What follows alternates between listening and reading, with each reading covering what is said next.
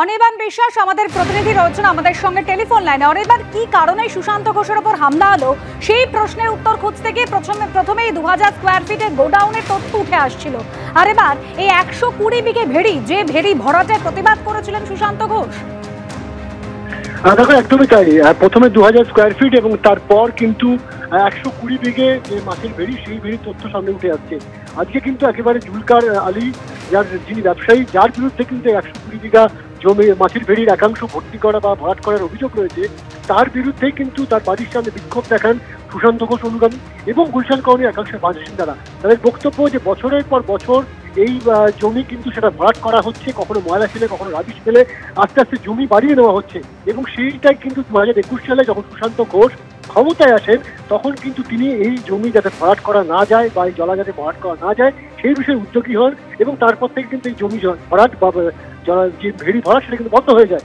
যদিও এই বিষয় নিয়ে আমরা জুলকার নাইয়া আলীর সাথে যখন কথা বলেছিলাম, তিনি জানাচ্ছেন যে সম্পূর্ণ মিথ্যে অভিযোগ, তিনি এই ধরনের কোনো কাজ করেননি নতুন পুরো কাউন্সিলর আসার পর থেকে।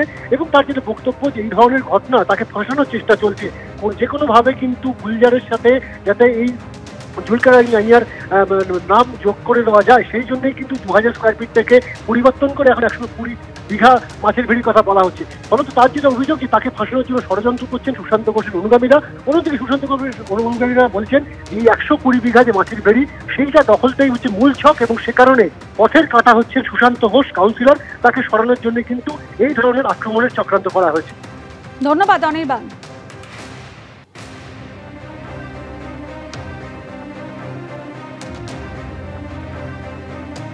কলকাতাকে দুষ্কৃতীদের মুক্তাঞ্চল হয়ে উঠছে, কি বলছেন প্রাক্তন পুলিশ কর্তা সলিল ভট্টাচার্য, শোনাবো। ক্রাইম যাতে না হয় সেটা হচ্ছে প্রিভেনশন ওয়ার্ক। এই প্রিভেন্টিভ ওয়ার্কটা করে কিভাবে? পুলিশের নানা রকম সোর্স কাল্টিভেশন করতে হয়, মানে কিছু ক্রিমিনালকে সোর্স করে রাখতে হয় যেখান থেকে আমরা খবর পাবো, 1 নম্বর।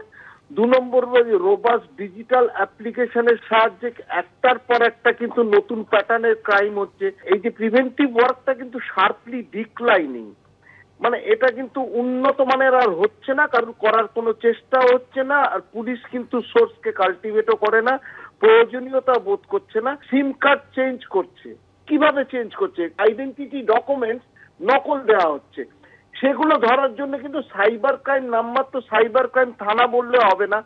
কিন্তু আমি জানি খুব রোবাস্ট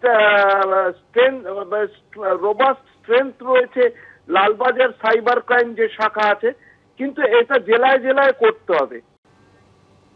বিতর্ক যখন দানা বাঁধছে তখন আইন মেনেই জমি কিনেছেন, ফাঁসানোর চেষ্টা হচ্ছে, গতকালই দাবি করেছিলেন মোহাম্মদ জুলকার নাইন আলী।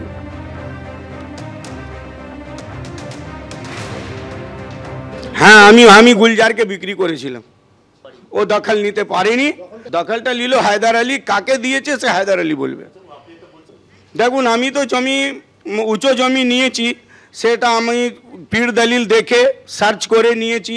ওরা একবার ঘেরে দিয়েছিল, সেটা আমি কোর্ট থেকে অর্ডার পেয়েছি, এই কোর্টের সমস্ত কাগজ আছে, এই জমি নিয়ে কোনো বিদাবাত নেই। ওই কেসটা এদিকে ঘুরাচ্ছে, ফাঁসাবার চেষ্টা করছে। হ্যাঁ, আমাকে ফাঁসানোর চেষ্টা করছে।